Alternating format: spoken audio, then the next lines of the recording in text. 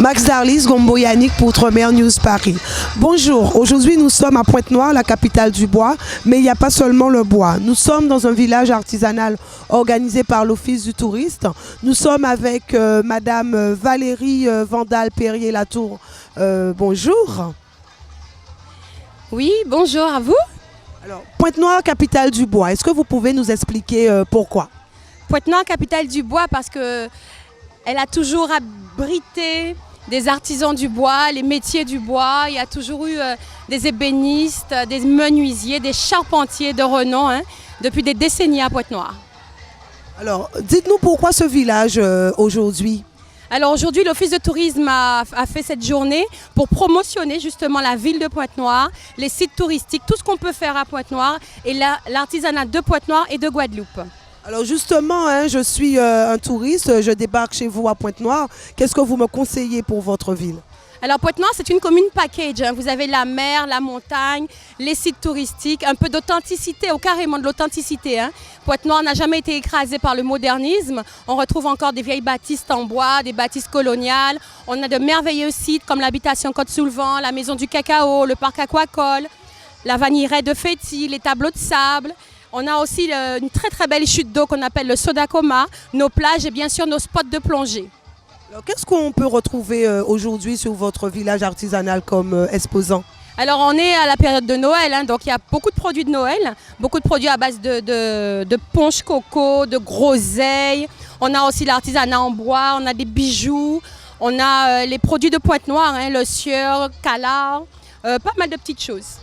Alors, je vois aussi que dans ce village, on a pas mal de touristes. Est-ce que vous proposez aujourd'hui des ateliers pour les touristes? Absolument, on leur apprend à faire la pâte d'Accra et la pâte de Bokit. Voilà. Merci à vous. Merci à vous aussi. Nous sommes avec Julienne Karen. Bonjour Juliette. Bonjour. Alors qu'est-ce que vous nous proposez aujourd'hui sur votre table? C'est la sauce yayeto. C'est une sauce qui est composée du bouquet créole. Alors il y a de la cive, persil, ail, oignon, thym, piment végétarien. Donc il y a un modèle avec piment fort et l'autre sans piment pour les gens qui n'aiment pas trop le piment. Alors cette petite sauce, on peut l'accompagner avec quoi? C'est une sauce polyvalente qui ira sur du poisson, de la viande, des crustacés. Vous pouvez faire des acras avec, du boudin avec. Et vous pouvez mettre surtout sur le riz, les pâtes, les légumes. Ça va avec tout, ça donne de la saveur. Alors Yeyeto, c'est combien d'années? Parce que Yeyeto, est-ce que c'est nouveau ou est-ce que ça fait longtemps que ça existe? Ça fait 4 ans qu'on a lancé ce produit. Ça fait 4 ans. Donc c'est un produit qui peut aller à l'extérieur parce que la date limite, ça peut se conserver 1 année à température ambiante dans le pot. Donc vous pouvez aussi voyager avec, l'envoyer pour vos amis à l'extérieur. Les étudiants qui sont en France apprécient bien. Ils ont la saveur créole et si on a la nostalgie du pays, on retrouve dans l'alimentation une saveur créole. Alors, fabriqué à Pointe-Noire? Oui, effectivement, ça a commencé à Pointe-Noire, mais malheureusement, je n'ai pas trouvé d'atelier. L'atelier se situe au Lamentin parce que nous avons des normes rigides à respecter et je n'ai pas trouvé de local à Pointe-Noire pour m'installer. J'ai dû le faire vers le Lamentin. Alors, nous sommes avec monsieur Stéphane Jacob, président de l'Office du Tourisme. Bonjour. Bonjour. Alors, est-ce que vous pouvez nous parler de l'événement de ce matin? Alors, l'événement de ce matin qu'on appelle Pointe-Noire-Vos-Souris, c'est un événement qui est fait à l'occasion de la saison touristique qui s'ouvre et c'est quelque chose qui devient maintenant une pratique annuelle puisque chaque année on organise pendant plusieurs fois cette manifestation pour inviter les touristes à venir parler avec nous, l'Office de tourisme, à découvrir tous les aspects de la commune de Pointe-Noire sur le plan touristique, les faire découvrir les différents sites qui existent et puis en même temps leur donner l'occasion de déguster avec nous les produits locaux, le petit punch, le boudin, les acras, enfin tout ce qui est local afin de leur permettre de se familiariser avec ces produits-là. Et aussi faire qu'à Pointe-Noire, au niveau de la Guadeloupe, mais aussi au niveau extérieur, que Pointe-Noire rayonne un peu dans la démarche qui est celle de développer le tourisme dans toutes ses formes. Ouais. Alors justement, est-ce que c'est un village justement qui apporte à Pointe-Noire au niveau touristique justement? Est-ce que ça promouvoit le tourisme de Pointe-Noire, cet événement? Oui, donc c'est vrai que lorsqu'on fait des actions, il y a toujours un bilan à faire après. Et au moment où nous parlons, le bilan que nous faisons nous apparaît très très positif, puisqu'on sent qu'il y a une activité qui se développe au niveau des hébergements, des gîteurs. Les gîteurs sont très contents du fait que les touristes commencent à fréquenter d'une façon assez importante les gîtes de Pointe-Noire. Au niveau des restaurateurs, les restaurateurs aussi, puisque nous faisons des réunions pour voir l'opinion de chacun de ces acteurs économiques, eh bien, c'est une satisfaction que Pointe-Noire commence à se développer. Et puis, quelque chose qui nous tient à cœur, c'est que nous sommes dans une grande commune avec une potentialité importante. Et jusqu'à maintenant, on s'apercevait que Pointe-Noire passait un peu à l'as par rapport aux communes avoisinantes dans ce domaine-là. Et aujourd'hui, eh bien, on a organisé les ouvertures de restaurants la nuit, pour que la nuit aussi le touriste puisse trouver des endroits où ils peuvent déguster quelque chose, un repas et tout. Eh bien, on s'aperçoit que maintenant, Pointe-Noire retrouve une vie nocturne. Et moi, en tant que président de l'Office de tourisme, ça me fait énormément plaisir parce qu'on sent qu'à Pointe-Noire, maintenant, les gens peuvent sortir dans les communes avoisinantes pour venir trouver quelque chose d'intéressant dans la commune la nuit. Donc, c'est pour nous, ce sont des plus et on ne peut que se satisfaire de cela. Et notre objectif à nous, c'est de faire en sorte que justement, Pointe-Noire trouve sa bonne place dans l'échelle de rayonnement pour que cette grande commune-là puisse se trouver avec des touristes en grande quantité et participer aussi au développement économique de la commune. Alors justement, c'est vrai que lorsqu'on entend parler de votre commune, on pense avant tout au bois, puisqu'on dit aujourd'hui que Pointe-Noire, c'est la capitale du bois. Est-ce qu'aujourd'hui, on peut dire que Pointe-Noire, ce n'est pas seulement le bois? Ah non, Pointe-Noire n'est pas seulement le bois. Pointe-Noire est le bois d'une part très importante, mais Pointe-Noire n'est pas seulement le bois. Pointe-Noire, c'est aussi le développement agricole, c'est la culture vivrière, c'est la découverte des plantes médicinales. Et pour cela, nous avons des acteurs qui sont très actifs pour montrer aux gens, pour leur bien-être, il faut consommer des plantes médicinales. Parce qu'on est même, dirais-je, en train de discuter sur le fait que est-ce que c'est vraiment indispensable d'aller à la pharmacie. Et nous avons beaucoup d'agriculteurs, beaucoup de gens qui plantent, qui cultivent ces plantes-là et qui développent l'idée qu'on peut se soigner par les plantes. Il y a aussi, je dis la culture vivrière, il y a aussi les sites. Parce que nous mettons en valeur nos sites pour que les touristes se sentent bien dans les endroits où ils vont visiter.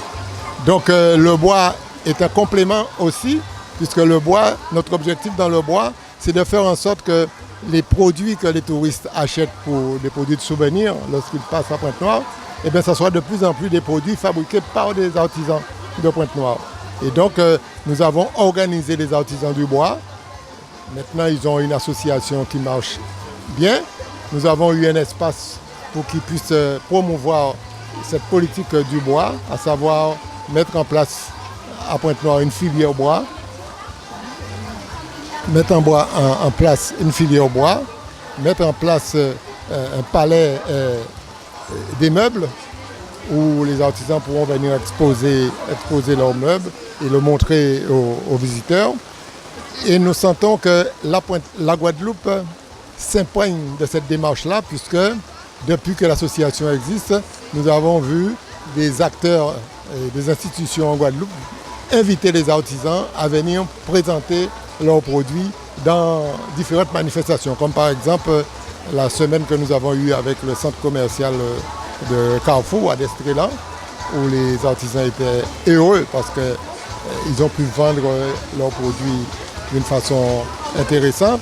Nous avons participé aussi à la semaine, on appelle le Weekend Hour, qui s'est produit aussi à Jarry, à Desmarais, organisé par la région Guadeloupe. Et nous avons cette fameuse manifestation locale que nous faisons qui s'appelle la Fête du Bois, où la dernière édition a rassemblé plus de 3500 visiteurs à Pointe-Noire. Ramener 3500 personnes à Pointe-Noire, pour nous, c'était quelque chose de formidable. Donc on est en train de rechercher toutes les idées, toutes les démarches qui peuvent nous amener à créer un véritable développement économique sur toutes ces questions-là et faire que Pointe-Noire puisse retrouver ses potentialités qu'elle ne devait pas perdre. Alors nous sommes avec Loïc. Loïc, bonjour. Bonjour madame. Alors déjà, vous sortez de quelle ville en métropole? En métropole, j'habite à Rennes, dans l'ouest de la France. En fait, c'est la Bretagne. Et voilà. Alors comment ça se passe pour vous, ce petit village artisanal? Est-ce que vous avez trouvé de bonnes choses? Ah oui, effectivement. Bon, aujourd'hui, en fait, c'est une journée. Je sais pas, moi, je connais pas. Ça fait 3 jours que je suis là, donc je me suis pas encore tout à fait fait à la météo. Donc c'est vrai que là, aujourd'hui, il pleut, mais c'est très bien. On a été accueillis par des gens qui sont, ma foi, plutôt sympathiques et accueillants. Et en fait, il y a beaucoup de choses à boire, beaucoup de choses à manger. Je crois que ce sont des produits typiques de la Guadeloupe. Il y a des produits artisanaux. Et ma foi, c'est un régal pour les yeux et pour l'estomac aussi. Parce que moi, j'aime bien manger et c'est vrai qu'on mange des bonnes choses. Enfin, c'est très, très agréable, quoi. Moi, je passe un très, très bon moment. Alors est-ce que c'est votre premier voyage en Guadeloupe? Ou vous avez l'habitude de venir? Alors moi j'ai l'habitude de voyager, mais c'est ma première venue en fait en Guadeloupe. Il y a quelques années de ça, je suis allé en Martinique, mais j'étais très jeune et j'en ai peu de souvenirs. Mais là, ma foi, c'est la première fois que je viens en Guadeloupe. Voilà. Et je suis agréablement surpris. Enfin, je ne suis pas venu avec des idées préconçues, hein, mais ce que je vois me plaît beaucoup. Le climat est très agréable, la végétation. Moi, ce qui m'a surtout marqué, c'est que je pense que c'est une région qui est, qui est beaucoup touristique. Et en fait, malgré un nombre important de touristes, je trouve que les gens sont agréables et souriants. Voilà, et je trouve ça très très agréable. Les gens sont aimables et moi ça me plaît beaucoup, quoi. Voilà. Et j'aime vraiment beaucoup ce que je vois. Ça me plaît. Alors ça vous fait quoi de passer Noël Enfin, je dis soleil, mais il pleut aujourd'hui, mais ça vous fait quoi de passer Noël loin du froid, de la neige? Ah bah écoutez, ça fait bizarre parce que effectivement, moi, dans mon esprit, là, on est au mois de juillet, quoi. c'est l'impression que ça me donne. Et effectivement, je crois que Noël, je sais même pas quel jour on est là, mais c'est dans 1 ou 2 jours. Et voilà, c'est pas du tout. Enfin, moi, je suis pas habitué parce que je pense que, en tout cas, comme beaucoup de métropolitains, Noël, ça rime avec un sapin, avec de la neige. Bon, qui bien moi, j'habite en Bretagne, elle vient rarement. Mais enfin, ça rime avec de la neige, un sapin, des boules de Noël, enfin tout un folklore lié à l'hiver. Et c'est vrai qu'ici, c'est tout à fait perturbant, quoi. Mais c'est ça qui est rigolo.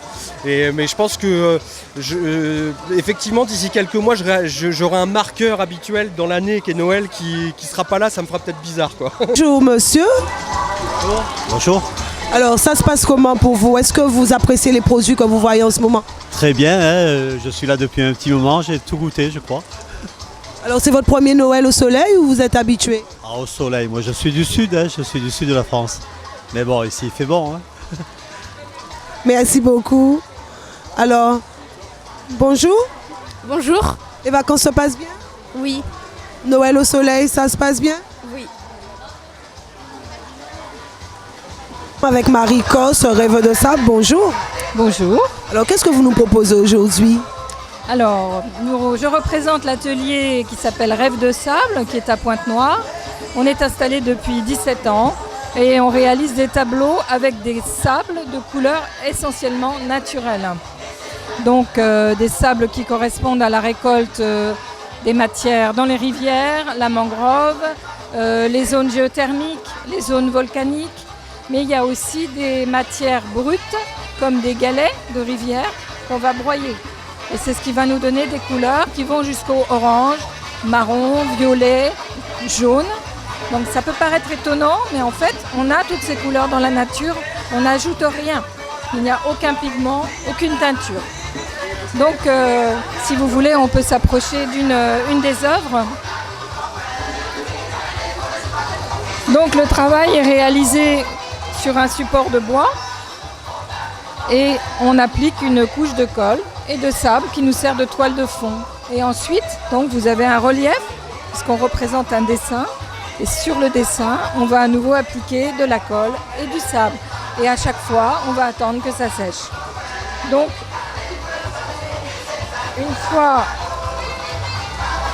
fois que la matière est collée, sèche, c'est absolument pas fragile. Voilà, en fait, j'enlève la poussière s'il y a besoin avec une brosse. Bon, l'originalité du travail, c'est que pratiquement toutes nos œuvres sont uniques, puisqu'elles sont réalisées essentiellement à la main. Ça demande énormément de temps. La récolte même de la matière nous a pris 2 années. Voilà. On travaille aussi sur les coquillages qu'on écrase, qui vont nous donner des nuances très brillantes, ou alors un peu bleues. Et on travaille aussi avec le sable noir que l'on trouve sur la Basse-Terre. Je vous montre. Le sable noir qui est volcanique et qui contient des particules de magnétite. Donc en fait, la magnétite, on la sépare avec un aimant. Voilà, vous voyez là le sable qui bouge. Et en fait, ensuite, je sépare le sable. Hop. Et comme ça, j'ai 2 couleurs. Voilà. C'est tout à fait naturel. Il faut juste le savoir. C'est de la physique pure. Voilà. Donc dans notre atelier, on a un petit peu plus d'outils d'observation. On a des loupes, on a un microscope. Et puis on nous voit travailler. Parce que là, je vous montre le travail terminé. Mais la visite de l'atelier permet de faire connaissance un peu plus approfondie avec la matière première. Et puis avec la technique. Avec Agnès Molongo, bonjour. Bonjour. Alors qu'est-ce que vous nous proposez sur votre stand? Alors moi je vous propose des bijoux traditionnels en graines de Guadeloupe pour les femmes mûres et les jeunes filles aussi. Ce sont des bijoux qui ont été travaillés, qui ont été créés à la main, donc artisanaux. Et donc ce sont des bijoux qui sont confectionnés pour des sorties, pour des cocktails, des bijoux qui peuvent être mis pour des soirées, mais aussi bien pour des sorties normales. Alors, est-ce que les graines ont une signification? Est-ce qu'il y a des graines de Noël, graines du carnaval Alors non, les graines ont une signification, oui, mais en fonction du pays, elles ont leur signification. Mais elles ont effectivement une signification, mais ça dépend du pays, de là où on se trouve. Donc par exemple, les larmes de Job qu'on utilise pour confectionner des bijoux étaient utilisées aux Antilles, donc par des personnes qui étaient, on appelle ça les larmes du pauvre, parce qu'elles étaient utilisées par les gens pauvres pour des bijoux, mais elles étaient aussi utilisées pour des chapelets. Donc aux Antilles, donc elle est décrite comme la graine du pauvre. Mais dans certains pays, c'est une graine qui porte chance. On a aussi la graine de Wawa qui est une graine aussi qui porte chance. La plupart des graines qui sont utilisées sont des graines des porte-bonheur et des fétiches. Et ça fait longtemps que vous pratiquez cette activité. Est-ce que c'est une passion? C'est venu comment? Alors c'est venu, c'est une recherche. J'ai commencé avec les Swarovski, donc en métropole, et puis après, donc quand je suis arrivée en Guadeloupe, j'ai découvert la graine, et c'est là que j'ai commencé donc à fabriquer donc des bijoux en graines. C'était pour m'occuper l'esprit, c'est une passion aussi. J'aime faire ça, et c'est une détente, c'est une activité comme une autre, et donc pour moi c'est important de créer des choses toujours nouvelles, toujours plus de choses. Et c'est comme ça que j'ai commencé à créer des bijoux en graines. J'ai vu que donc ça plaisait beaucoup, donc je me suis dit pourquoi pas les montrer, les faire découvrir au monde, et les présenter aux gens qui apprécient énormément ce que je fais.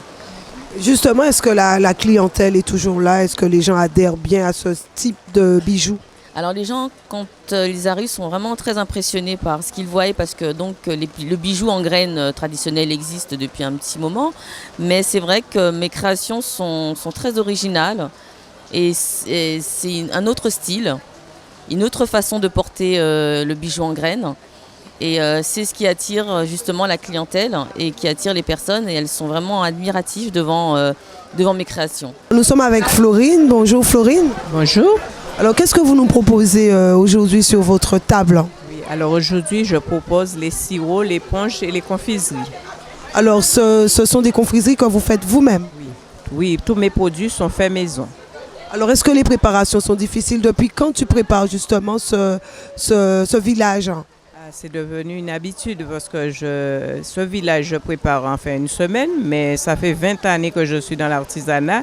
Je suis une habituée. Alors, sur ta table, je vois l'anisette. Moi, j'ai été un peu surprise parce que moi, c'est vrai que je ne l'ai jamais vu localement. Est-ce que vous pouvez nous dire aujourd'hui comment vous préparez justement cette boisson anisette puisque c'est bientôt Noël? Oui, il n'y a pas de secret pour moi. J'aime bien transmettre. J'achète l'essence d'anis à la pharmacie, que je fais bouillir le sucre pour faire un sirop et j'ajoute le rhum et j'ai une dose. Et c'est une boisson qui peut se consommer toute l'année ou? Oui, toute l'année, c'est selon les goûts. Alors, je vois aussi que vous avez des confiseries, de la papaye. Alors, est-ce que c'est une papaye sèche? Est-ce que c'est une papaye cristallisée? Ou est-ce que c'est carrément la confiture de papaye? Oui, la confiture de papaye. Bien sûr, quand il n'y a pas beaucoup de soleil, c'est pas séché. Mais moi, en général, je fais les fruits séchés et j'utilise les papayes vertes. Et vous faites aussi de la mouchage, si je vois bien. Là, c'est une amie. Alors, je ne peux pas beaucoup dire dessus, mais je sais que la base, c'est la manioc. Et je sais aussi que c'est une farine sans gluten et qui est très bon pour l'intestin. Alors, est-ce que tout ça, c'est premièrement une passion pour vous? Est-ce que vous aimez faire ça? Ah ouais, vraiment une passion. J'aime l'artisanat. J'ai débuté depuis l'âge de 10 ans à l'école. J'aimais bien les travaux manuels. Je gagne ma vie en m'épanouissant, bien sûr. Alors, les petits chapeaux aussi, c'est vous? Oui, c'est fait par moi. Très bien. Alors, c'est le premier Noël aux Antilles? Oui. Alors, ça vous fait quoi d'être au soleil à Noël? Le soleil, on l'attend aujourd'hui. Non, mais on n'a pas l'impression d'être à Noël en fait pour nous. Et ce petit village, est-ce que vous appréciez? Est-ce que vous avez pu faire le tour? Est-ce que vous aimez ce qu'on propose aujourd'hui? Très bien, c'est parfait. Le petit accra, il était bon? Ah, délicieux. Le petit planteur, il était bon? Aussi. Merci beaucoup. De rien. Oh, bonjour. Bonjour. Ça se passe bien pour vous? Très bien. Alors, je viens de vous voir déguster un petit accra. Est-ce qu'il était bon? Il était super bon. Alors, vous sortez de quelle région en métropole? Lyon. Et c'est la première fois que vous arrivez en Guadeloupe? Tout à fait. Alors, comment ça se passe, ce petit village? Est-ce que vous aimez les produits qu'on propose aujourd'hui? Oh ouais, c'est très joli.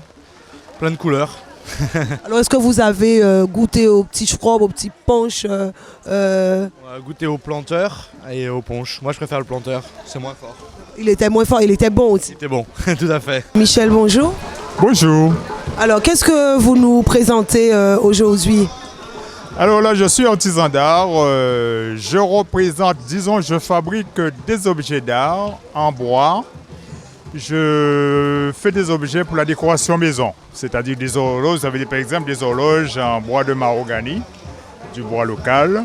Je travaille la calebasse, le sable, j'enveloppe des bouteilles de sable. C'est du sable et de la résine, bien entendu. Je fais des signalétiques en français et en créole. Et puis, tout ce qu'on peut trouver pour décorer la maison. Alors, est-ce que c'est un travail de longue haleine? Tout à fait, tout à fait. Je le fais depuis... Je dirais que je suis autodidacte. C'est quelque chose que je fais depuis l'adolescence, quoi. J'ai commencé à faire des bateaux, des plateaux, des moulins avec... à l'époque, c'était des bûchettes de faux zen. Et depuis ça, j'ai fait une petite formation pour connaître le mélange des vernis, des parfums, des couleurs. Et là, j'ai mis, si vous voulez, l'artisanat à un autre niveau, quoi, quelque chose de beaucoup plus haut. Il a fallu du matériel et tout ça, voilà. Et c'est avant tout une passion ou c'est... Avant tout, c'est une passion, parce que mon métier même, je suis cuisinier de formation. J'ai été cuisinier pendant 35 ans. Et là, approchant la retraite, j'ai basculé dans quelque chose que j'ai toujours aimé, l'artisanat. Alors nous sommes avec Awa. Awa, bonjour. Bonjour. Alors que vous présentez-nous aujourd'hui sur votre table? Dites-nous tout. Alors, je fais de la calebasse peinte sous toutes ses formes. C'est-à-dire que après avoir vidé, coupé, poncé, lavé et poli la calebasse, je la peins entièrement à la main. Donc là, vous avez des calebasses saladiers pour mettre des salades de fruits ou des salades, des calebasses bouilles pour mettre l'apéritif. Là, vous avez des lampes.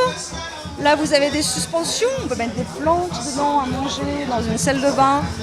Et là, vous avez les chamarrures qui sont pour décorer les murs. Voilà, ce sont des bijoux muraux. Alors, est-ce que c'est entièrement peint à la main? Est-ce que c'est un travail de longue haleine? Est-ce que c'est long? Très long. Par exemple, celle-ci, elle m'a pris 3 jours de travail. Par exemple. Comme vous pouvez le voir, il y a beaucoup de détails. Et il faut laisser des temps de séchage entre chaque étape. Je peins d'abord un côté, je pose, je repeins l'autre côté, je pose. Donc oui, c'est beaucoup de travail. C'est un vrai travail artisanal, de longue haleine. Et est-ce que ça fait longtemps que vous faites justement ce travail-là? Alors la calebasse peinte, j'ai commencé ça il y a 1 an et demi. Voilà. Parce que je trouve que la calebasse est un fruit magique. C'est un don de la nature. Toutes les formes, tous les types de bois. C'est juste magique la calebasse. Et le calebassier, c'est un arbre mythique en Guadeloupe. Voilà. Ah ben merci Awa. Mais c'est un plaisir, merci à vous. Nous sommes avec Yveline. Yveline, bonjour. Oui, bonjour. Alors qu'est-ce que vous préparez là en ce moment? Expliquez-nous tout. Alors je prépare là, c'est des boquettes. Il y a des mini boquettes, il y a de toute façon, il y a toutes les grosseurs. Et des acras. J'ai même des ponches aussi préparées. Des ponches coco, des planteurs. Et habillés en madras. Oui, alors est-ce que la préparation du bokit, c'est long? C'est pas long. C'est de l'eau, un petit peu d'eau, un petit peu de sel, de beurre et la levure boulangère. Et la farine, on mélange et on laisse reposer. Et ça se gonfle. Et les gens aiment bien ça, le petit bokit? Oui, ça se passe bien, ça va bien. Ah ouais. Oui. Ah ben merci Evelyne. Oui, merci.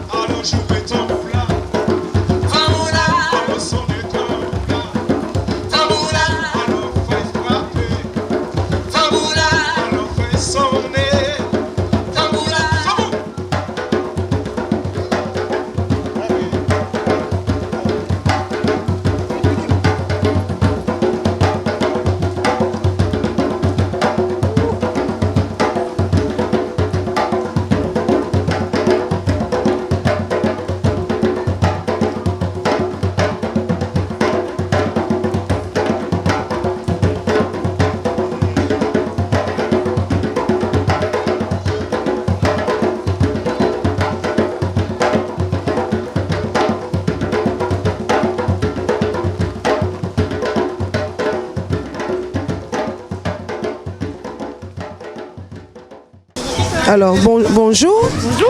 Alors, il est comment le petit bokit? Il est très bon. Il est comment le petit bokit? C'est très bon. Alors, est-ce que c'est la première fois que vous mangez justement le bokit? Oui, justement, voilà. On ne savait pas ce que c'était, donc du coup c'était l'occasion de goûter. Merci à vous, bon appétit. Merci.